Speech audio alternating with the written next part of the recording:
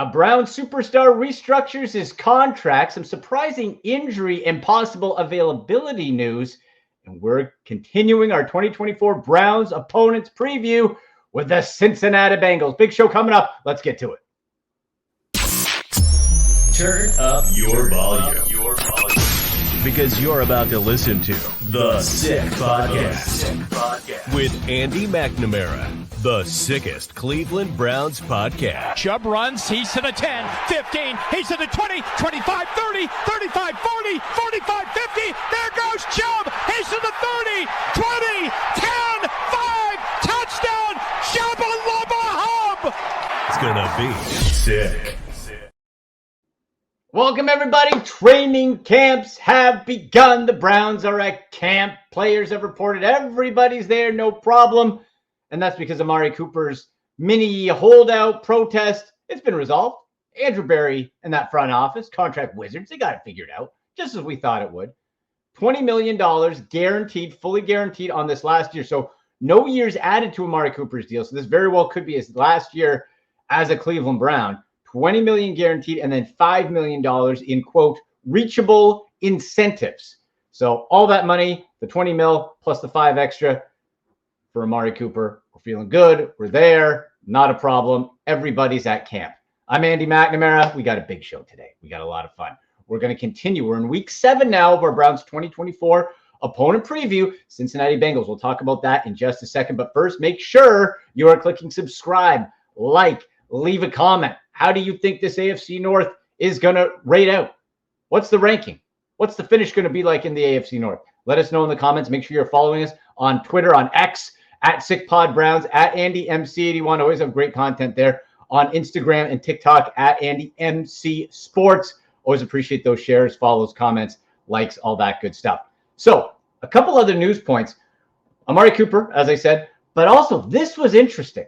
This was interesting to me that Greg Newsome is starting the Browns camp on the injury list. Okay, so he's, so here's the tricky part.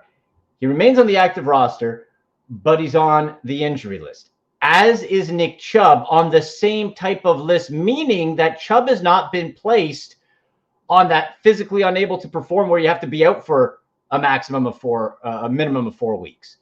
So that's very intriguing because the thinking was that Chubb would, and he still very well could be, but that Chubb would just, all right, place him out, go 4 weeks, and then reassess things.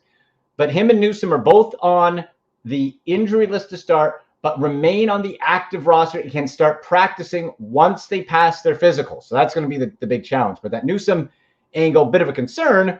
The Chubb one, some optimism. And we saw Chubb, I don't even know how much weight that was with the bar bending, brother, and he was doing the squats, and he was ready. And Nick Chubb, you imagine if that guy starts week 1, that'd be insane. Whenever they start him, just have it at home and have him run wild. The place is going to go crazy. So that's a couple of Browns notes there. But I've really enjoyed our week-by-week Browns opponent preview to get to know the teams that Cleveland will be playing this year. And, of course, the team that they will play not once but twice. Division rival, our cousins down south in Ohio, the Cincinnati Bengals. And we bring on the host of the Bengals Genius show on YouTube, the Bengals Genius himself, back to the program. How you doing, brother? Fantastic, coming out of hibernation. There we go. Now, look, I got the shirt on of the real greatest quarterback of all time, Otto Graham, that your founder, Paul Brown, would also agree. That would be a coat that would be an agreement between the two. That's true. He didn't meet Joe Burrow, so who am I to argue with Paul Brown? I can't argue with Paul Brown. That's right. And Joe Burrow, with the Eminem or the Cody Rhodes wrestler, the blonde hair, the finish, the story, like how's Bengals Nation feeling about the blonde? You digging it? It's a bold look by old Joey. The guy's he's a thing of beauty no matter what he does with his hair, but clearly because of the way Eminem mopped up Machine Gun Kelly back in the day, that this is another veiled reference to that, how this is gonna break that weird little curse that still doesn't make any sense. Like Jake Browning, he's going to pick up where Jake Browning left and keep beating on the Browns. That's all. As long as Myles Garrett is on the field, Joe Burrow is quoted as saying, essentially, he's terrified of Myles Garrett, which I don't blame him. You have Myles Garrett running at you, right? Come on. Yeah, he's a freak. He's crazy. It's player of the year. Yeah, finally though, we've given him a fully loaded offensive line. Yes. You know, you look back to what he had his Super Bowl season. I think there's only one guy left in the NFL. I think that's just Jonah Williams. Wow. Yeah. Really? Yep. There might be one other guy that's a backup, but the rest of the guys are the starting five there. They're just kind of disappeared. Wow. Well, you know what's interesting to me? I started, and as much we tease, the NFL is better with the more elite quarterbacks in the NFL, the more fun it is for everybody. And I do like Joe Burrow as a fantasy option, and just the guy's hella talented when he's on the field. I gotta, I'll give it up. But I was starting to get that vibe a little bit of like, are we going down an Andrew Luck type course where he's got all the talent, but the O-line in front of him stinks and he keeps getting hurt. So you're confident that's been resolved now? Yeah, and if you look at it though, he had these, even though he has been taking a beating, the injuries are a little freakish compared to just beating related. A calf, that was a weird injury. That wrist, I've never. That's the first time I've ever actually seen that happen to a quarterback. Personally, I didn't understand what was going on there. And then, obviously the knee injury that could happen with anything. And then the 1 year he had his kidney removed.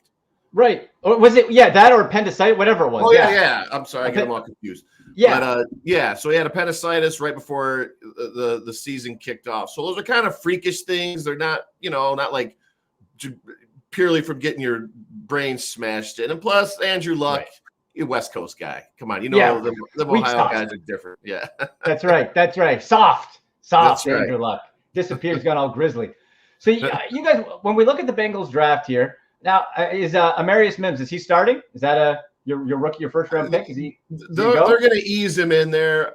It'll be interesting where they got Trent Brown at right tackle.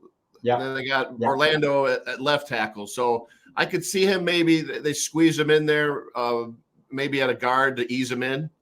Okay. And then as the season goes along, just plug him in. He's been doing really well. All the feedback's been great. He's a giant, humongous human being, though. Huge. Well, I like the depth because you guys got Cody Ford as a backup too. That's what the Browns have done as well on that O-line. You need, as we know, pretty much any position in the NFL. If you don't have depth, you're that one tweak away, and the conversation changes real quick. So the Bengals not only have that strong front, also finally are looking pretty good depth-wise, I'd say, on the O-line. Yeah, and that's something that I've been beating a drum for a while, is getting quality veteran depth. You can't rely on these young, unproven guys. And I still have flashbacks to Quentin Spain letting the Rams DT run in there that last play. You see that with Ramsey fell down in the Super Bowl. Yeah. And Donald got him, right? Yeah, Donald got him. Yeah. And, so stuff like that, it shows up at the worst time. You can only mask it for so long. You got to have depth at the offensive line. Just something you have to have, especially if you got, elite quarterback. Yeah. Well, let's look at the rest of the Bengals draft as a whole here. Wide receiver, Jermaine Burton. Not moving the needle for me. I like your 5th round pick, Josh Newton's cornerback out of TCU. I think that's an underrated pickup. And I think that maybe not immediately, but that could be a nice depth play. That outside of the O-line, that was the one when I saw that, I was like, man, I kind of wish the Browns got that guy. I like that Josh Newton. But what do you think of the Bengals draft overall, what it means for this year on a team that really the Super Bowl window is still open on?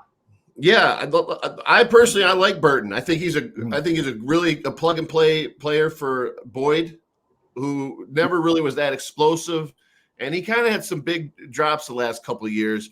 But I love Chris Jenkins too, the defensive tackle out of Michigan. So the draft was definitely solid. Mims I love. I noticed that this offseason, though, it seems like losing DJ Reader is huge from a running point of view, stopping the run. But it's almost like they're saying we need guys that can pass rush Mahomes. And that's one thing that makes me a little bit nervous, though, is because you always got to win that division first. But, that's what makes winning the NFL so hard, right? You start, okay, we got to focus on the Chiefs, and next thing you know, a team like the Texans backdoor you. Yeah, thanks to the Browns for helping them with that, by the way, right? Yeah. Good Lord. We fast forwarded their playoff success and Super Bowl winner by about 5 years and 2 seasons. Yeah. Still pisses me off. Good Lord. So how you feeling about Flacco being gone? Oh, look, I understand why they did it because it has to be all about Deshaun. You like it or not, that money's guaranteed. Yeah. So like it or not, there's no out. If you brought Flacco back as a fan, I freaking love Joe Flacco. That was amazing. That was super fun. I don't care how it ended with the picks in the playoff game. That was awesome. But we know, as fans are, the first time Deshaun Watson struggles, and especially if you slow out, you're getting Flacco chance, and they can't have that. You're not going to get Jameis Winston chance or Tyler Huntley chance. So I know why they did it. It just bothers me from a football standpoint. Was that the best football move for the Browns? I don't think so. Where's Dog Pound Nation on Watson these days? 50-50? Well, I feel for myself, and the vibe I get is we're really in, you got to show me, man. You got to show me. We are in the show me now stage because we saw year one, suspension, blah, blah, blah. Okay, the rust. Last year, rust again. And then just when it looked like he turned the corner. I was at the Tennessee Titans game where he had a great second half, looked phenomenal. Then that game against Baltimore where he went like 11 for 11 in the second half, we're like, now we're cooking. Then glenoid bone, wherever the hell that is, and he's gone. So Dog Pound is saying, bro, you got to show me, because if it doesn't work, we're screwed. That's it. Because again, you can't get rid of him. Yeah. When can you finally get rid of the guy? 3 years, including this year. So this is the last of the 3, though, right? No. This is this year and then 2 others. What?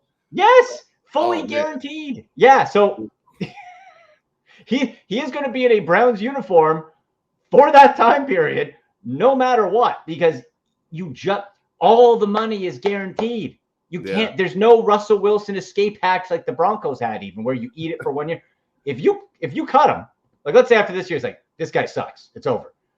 Yeah, too bad. Because then you'd have to, I forget what the number is. It's something astronomical, like 140 mil, and then the cap would kill you. Like it's him or you're just sitting there and waiting for it to be over for 2 years. Oof, it is what it is then. That's it. and you know what? The thing is, when we saw Deshaun Watson at in those blips, especially that last Baltimore game, I thought, all right, man. All right. Now we go. But the problem, as we know with mobile quarterbacks, you run around too much, you hold onto the ball too much, you get hit. Bad things happen eventually. That's not on the O-line if you're scrambling outside the pocket. Yeah. I'll tell you who we are ecstatic that's back is Von Bell in that secondary. I like just for communication, communication purposes and work. You could tell he was a huge loss last year because we were getting smoked left and right, up and down the field. So we're hoping that can we can shore that up as well. And Geno Stone, another great addition at safety. So Stone's there. And you know what? I feel the Bengals defensive line is, especially that middle, is similar to what the Browns were trying to do, adding Quentin Jefferson for the same reason you said, to try to get that penetration to the quarterback. Because, okay, you can run stuff, but if you're not pressuring, we know guys like Mahomes or Lamar, by the time the edge rushers get around, they're gone. They go up the middle. You need that edge to pin them, right?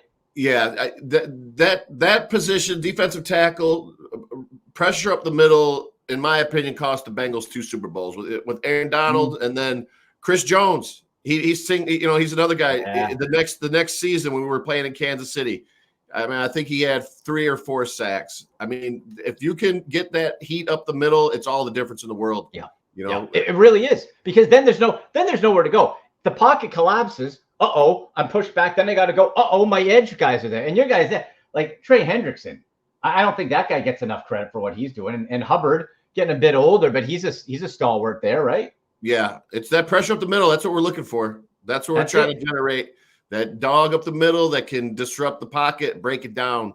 And, but obviously, and Jake Browning was a great surprise last year, but it all goes with Joe, and I was grateful that Jake Browning, it was like, nice. He gave me a little bit of a season, but when Burrow went down in November, it was shock and awe, man. It was devastating. Yeah. You knew that was it. And okay, if let's go back to the Bengals defense for a sec. Sure. I think it's an underrated defense overall. I like how it's built. Is there a position group on that defense that you're not happy with? Is it linebacker? Like that? I don't see any glaring holes is what I'm saying. Right now, defensive tackle to me is unproven. We're unproven at defensive tackle, and it takes those young guys a little while to get going from what I've seen in the past. Cornerback, I'd like to see a little more depth. I love Cam Taylor-Britt, but a little more depth at the cornerback position. We're a little shaky there, and just to get all those guys in sync where they're communicating and knowing what they're supposed to do. So there was a minute where our defensive coordinator, everyone was after Lou, and that cooled off pretty quick after some rough defensive seasons, So, and that was a blessing in disguise. I mean, I want the best for Lou. I want to be happy, but I'm happy he's back. You're happy he's back. I think Mike Hilton too is a nice nickel. Love that guy. I don't mind him. Yep. I think that's another underrated piece on this Bengals, because that's what happened. The focus is on Joe Burrow. People forget about the rest. Like that Bengals defense, I think it's gonna hold them in. And look, as we know, this AFC North, without a shadow of a doubt, I don't think it's even an argument, is the toughest division in football. Yeah. Like, right? Yeah, like you can make a case outside. I think the Steelers are the weakest of the bunch, but you can make a case like this division can cannibalize each other. That's the problem, right? Like it can get real tough. I'm still not on the Lamar Jackson train. We've seen it year in, year out, and I know he's spectacular and all that, but when push comes to shove, he's got to show me he can throw the ball in the tough situations and move it that way. 100%. And then it'll be interesting to see in Pittsburgh which quarterback comes out of there, But the Steelers are always tough. You know that. It's a tough division, man. I mean, it's hard for us, we've talked about this before probably, but it's hard for us to talk too much trash on the Steelers and Ravens. I know. They've been so damn good. Yeah, so damn good. Yep. Look, I'm with you, though, on Lamar, and I feel like sometimes I'm the only one who says this because people get caught up with the fantasy football numbers or the video, the Madden stuff. Oh, it's really good. I'll say it. If the strategy to this day, if the strategy to stop Lamar Jackson is to make him throw the football, you are not truly an elite passer. I would take Joe Burrow over Lamar Jackson like that in a absolute snap, and many others as well. Is the guy super talented? Yes. Can he put up great regular season numbers? Yes. But in the playoffs, we've seen it. That guy Lamar Jackson has the same number of playoff wins as Baker Mayfield. That's a fact. Yeah. And I'll tell you one other thing is what's your opinion on giving the wide receivers the big money? I think I feel we're going to start seeing a trend go more towards the running back side, because we're seeing, like, how many years have we seen now? Last 3-4 at least, and projected for the foreseeable future. Every year you are getting multiple superstar caliber wide receivers come out. If you're a team, why would I pay on a second contract receiver X outside of the super special ones like Jamar Chase, like Justin Jefferson, big money, when I can get a stud on a rookie deal? That's why I think the guys like, Tyler Boyd's not quite there. Who's your T. Higgins, are going to be in trouble because you have so much talent every year coming out. I think we're going to start seeing it go towards the running back side where it's like, hey, you know what? After that first contract, we can backfill you. We don't have to pay you the big money. Yeah, that seems to make more sense to me. And I haven't seen this monster wide receiver come in and turn anything around yet. You think, look at Adams, and I'm trying to think, given there was a lot of people upset we didn't re-sign T. Higgins to a multi-year deal. I love T. Higgins. Me too. But I don't love paying that position this much money, though. And if you look at the Chiefs, people thought they were crazy letting Hill go. Yeah. And they got 2 Super Bowls since then. They got 2 Super Bowls. Yeah. So I don't know. You find a way. Yeah, I think it's going to be going more towards that route, because if you have that supply coming in, there's not the demand. Again, outside of the super special, you're not letting a Jamar Chase get away. You're not letting a Justin Jefferson. Christian McCaffrey, if you get a running back that can do that, that's the big money right there. I mean, God almighty. It's a receiver and a running back rolled into one. That's a special player right there. He's unreal. And so when you look at it that way, but when you just get like let's say for the Browns, Amari Cooper, they got him 1 more year. He's going to walk after this year because he's going to want 25 plus million guaranteed. Well, going to be 31 next year. Okay, maybe I just go draft one in the first round on a rookie deal. Now you got to hit on these guys. If you don't, you're in trouble. But man, like I just think there's not that demand for like let's say the edge. I still think edge rushers premium, obviously quarterback. You get some of those other high end left tackles, right? Where it's like, okay, if you got a good one, you better pay him or you're in trouble. Wide receiver, I think you can just as long as you draft well, bit of a revolving door after 4 years. I agree with you. Defensive tackle, defensive end, tackle, quarterback. Those guys pay him, and everybody else. I don't know. And I think you're right. That defensive tackle position is where wide receivers losing value. DT, that's gaining value. That's going to be more. I forget what Chris Jones re-signed to, and who was the other guy? Wilkins, I think, got big money. Yeah, and they deserve it. If you can get that heat on the quarterback, it brings everything down, especially now it's in a passing league. So, absolutely. One of these teams, and I'm betting it's going to be the Steelers. All these teams are designing now to stop go to this spread offense wide open, all that. There is going to be a team that's going to come along soon. It's just going to go back to ground and pound, and no team's going to be prepared for it. Yep. And it'll be interesting to see how that plays out. Yeah, I totally agree. And it's interesting. The Browns had to do that with Joe Flacco last year, and look at the run they went on. Yeah, people aren't ready for it. No, and it's different. Chubb is a known Bengal killer. I hated seeing that happen to him, though, and I hope he makes a comeback. That'd be a great comeback. It would. And Minka Fitzpatrick, dirty bastard. Those Steelers are dirty bastards. Yeah. They're just. Yeah, you can find quite a lot of dirty film on them guys, but it's always like the Steeler way. They're the tough guys, And I'll never forget that the disaster in Cincinnati of that playoff game. I mean, they were headhunting left and right. Sure. And I know Vontaze got his flags and all that, but that game there was a lot of helmet to helmet hits in that one. But the Steelers, they'll get you. They're sneaky. They are sneaky, dirty, and you're right. It's like, the Steelers way. It's like any other team does that, and for some reason, these guys get a pass. I don't get. Now their quarterback. You talked about the quarterbacks for the Steelers in this AFC North. It's an interesting situation because really, with both Fields and Wilson on 1-year deals, they could bring back one, both, or none, depending on how it goes. Like they could juggle both. Like. That's going to be interesting. And I don't know if Russell Wilson is as glue factory ready as everyone thinks. We don't know what's in a player's heart or head. The guy's made his money. He's got a superstar wife. Maybe he's checked out. He's got I don't know. Yeah. It was a disaster in Denver. I know that much. I mean, the stories were pretty absurd. We'll see how it goes there, but they don't go for that stuff in Pittsburgh. So if he's going to come, I can't even see him trying it there, to be honest with you. No, and maybe he got humbled.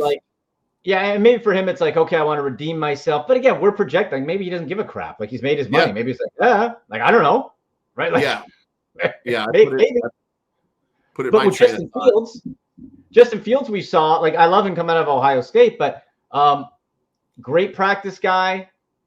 Great when it's not the live bulls. But boy, man, I think it's too late for him. I think the Bears broke him. Yeah, that's interesting when you see a team give up on a high pick quarterback like that. But you never know, man. Once in a while, they pop up somewhere else in a new setting, and they could just do well. But I hope he does well somewhere else. Maybe his third stop. Go a third stop. Well, like look at Geno Smith. Nobody saw that Seattle. Yeah, that's a good example.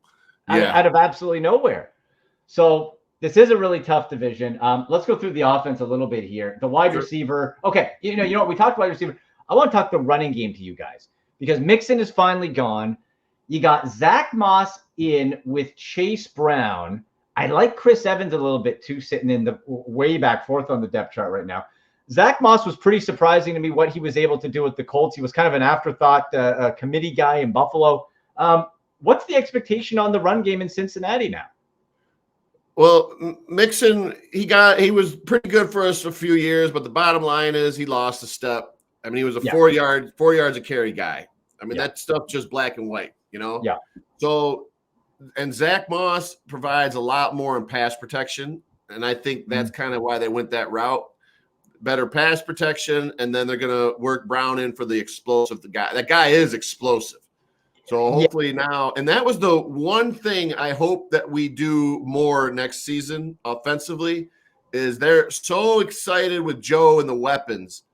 But you could see once they went to that running game, they ran way more with, that will set up quite a bit if they can kind of stick to that and then truly become two-dimensional.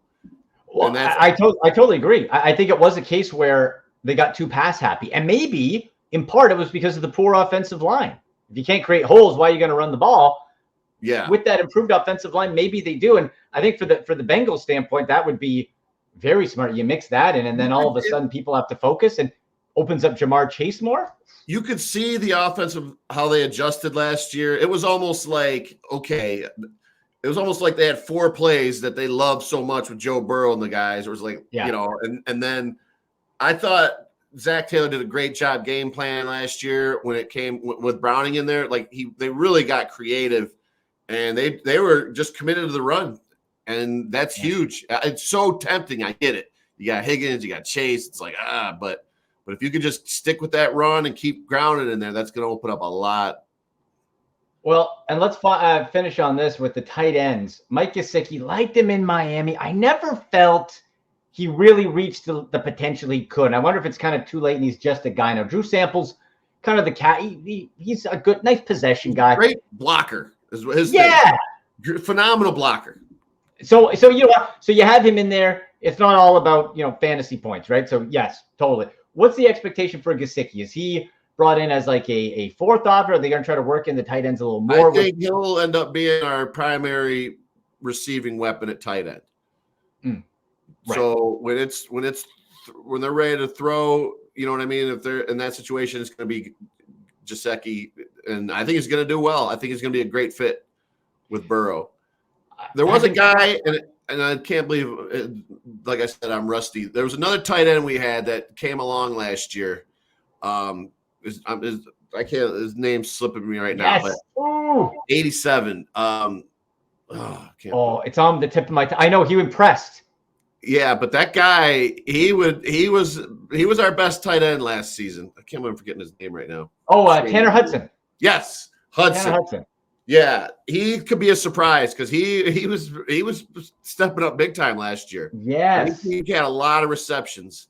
So it'll be interesting to see because that guy's just one of those old school grinder, work your ass off guys. Yeah. So Hudson, I really like a lot. So I think he could be the end up the starter, but they'll give Gesicki every chance to shine with the big plays, the flashy plays. I've been trying to think fantasy football wise. Do I want Gesicki if you wait late? It might be. It depends on where the draft falls. Maybe not as my primary guy, but maybe a pickup potentially because he has been successful in the past. Last 3 seasons, Burrow and Higgins are the go-to play when it's playoff time in fantasy football. For whatever reason, my theory is that at that time of year, every team is rolling to Chase so much that Higgins just gets more opportunities. But he kills it every year in fantasy. Last year was that huge game he had again. Well, that wasn't even Burrow, but Burrow wasn't in last year for the fantasy football. But he had that huge game against Minnesota where he went off. Right. But Higgins, if you can usually sneak Higgins in the 4th, 5th round. And so maybe Higgins stack potentially. That could be interesting. Yeah. If you know what I mean? That way you don't got to get too caught up in Chase because by that, when it comes to playoff time, everybody's locking him down. I mean, they're throwing the kitchen sink at him. Yeah, no, you're right. But as a Bengals flappy, that's kind of how I play it. I kind of hold off on Chase and then stack Burrow and Higgins later. And then he'll be likely somewhere else next year. Let's get your prediction. It'll be week 7. The Browns coming off of playing in the Eagles at Philly. I have that one as a loss. That's the end of a Browns 3-game road trip. They then return home October 20. I'm going to be at that game live, by the way, versus Cincy, 1 o'clock on CBS. We know the struggles. This blonde-haired Joe Burrow in Cleveland with me in attendance. Do they get it done? What's your prediction? And this is the first time they're playing? This is the first time they're playing, yes. Yeah. All right. Yes. The Slim Shady of the NFL, Joe Burrow, breaks. We pull that one out. We might try. We're probably not sweeping you next year, but I cannot see. We're gonna beat you. We're gonna beat you in Cleveland. I gotta admit, though, for whatever reason, it's in my head. It's probably in the Bengals' heads. I can't. If we lose 2 games next year, win the Super Bowl, it'll be the Browns. But I fully expect us to win the Super Bowl. Well, the second time they play is primetime, 8:15 p.m. December 19th, 8:15. Would that be Monday Night Football? I think so. Would that be Monday night? Let me check the calendar. December. It's got to be either Sunday or Monday. Let me just check the calendar here. December 19th. Thursday. Ooh. Man, I keep flashing back to that damn Halloween. Halloween. Bengals Genius. I was handing out candy to the kids. I had the game on. I was like, "Hey, have some more chips. Let's go. Have another chocolate bar, kiddos. Let's do it." I honestly can't even, in good faith, I can always make fun of the Browns organization as a whole. Correct.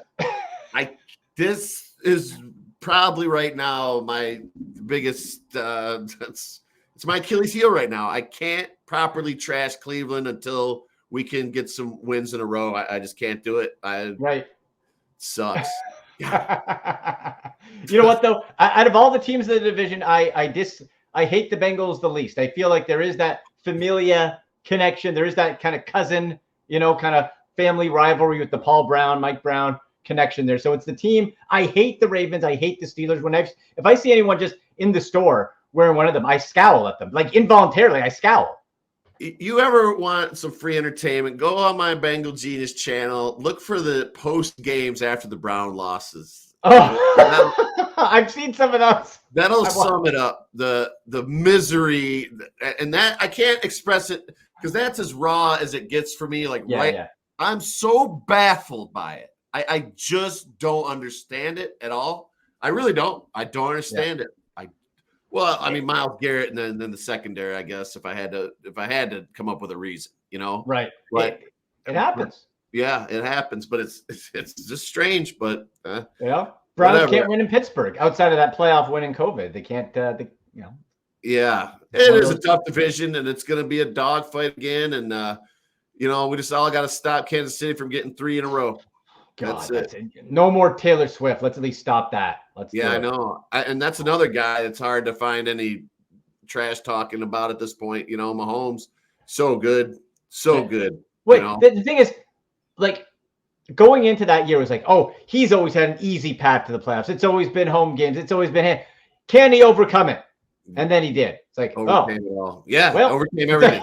Every game on the road, everything. So after that Super Bowl, I'm like, I guess he's awesome. And I'll tell you, I was sitting there with a what do you call it, a magnifying glass, waiting for the refs to find an excuse. You know what I mean? Yep. Nothing. There was nothing there. Yep. They just beat the 49ers and just. What beat can you them. do? Yeah. You're just like, you just have to tip. Sometimes it's just like, all right, it's really good. That's it. It's just really damn good. Yeah, just pretty damn good. But I'm ready to rock and roll, man. Like I said, it hasn't felt like it's football since Burrow went out. Now he's back. Is he fully back? He's fully healthy, fully good to go? Yeah, absolutely. Yeah. Well, tell people where they can find you on your social media, your shows on YouTube. Tell people where they can find you. Right now, Bengal Genius on YouTube. Follow me I'm on Twitter and pretty much those two primarily. I haven't done much on Instagram at this point because I'm an old guy. But I'll get there eventually. Well, good stuff, brother. Always like talking to you. Thank you so much for coming on. You too, man. Good luck, except for the Bengal games. Yes, likewise. Talk to you soon. See you later. There you go. Bengals Genius, despite being a division rival, great guy, great show, very entertaining. I think the Browns win that one. The game I'm at, they better damn win October 20. The Thursday nighter, though, in Cincy, December 19, that's going to be a very interesting time because the Browns would have just played the Chiefs at home. Traveled to Cincinnati. Is Deshaun Watson healthy? What's the health status like for this boy. And we're going to be at it in no time. That's the great part. The Browns are going to be off to the Greenbrier this week, do their retreat, training camp start, and then off we go. We'll be tracking all the Nick Chubb news, all the injury news, how Deshaun Watson looks. And when we look next week, so that was week 7 with the Bengals. Next week, it's the Ravens. This is game 3 we're entering with the Ravens of where the Browns schedule gets really tough. Washington is the end of the, quote, easy portion. Bengals, Ravens, Chargers. That is a 3 tough one, especially at home versus Baltimore, where the Browns have won before. They can beat the Ravens at home. They can beat the Ratbirds at home. But that's going to be tough. So we'll talk Ravens next week. As much as I hate them, we'll break it down and see where they're at for the Browns in this 2024 season. But big thanks to Bengals Genius. Make sure, click subscribe, follow, share the show. You're a Browns fan, you're an NFL fan, you're a fantasy football fan. We're going to be breaking down lots of fantasy football. Hashtag Ask Andy as we approach the regular season, through the season. So even if you're not a Browns fan, if you're a fantasy football fan, subscribe, like, all that, comment, ask your questions. Follow us on social, on Twitter X, at SickPodBrowns, at AndyMC81, on Instagram and TikTok, at AndyMCSports. So there you go. We'll talk about the Ravens last week. Let me know what you think about the Bengals. What order is this AFC North going to finish in? Until next week, as always, go Browns! And that's a wrap. Hope you don't miss us too much until next time. Follow the Sick Podcast with Andy McNamara on YouTube, Instagram, Facebook, Google Play, and Apple Podcasts.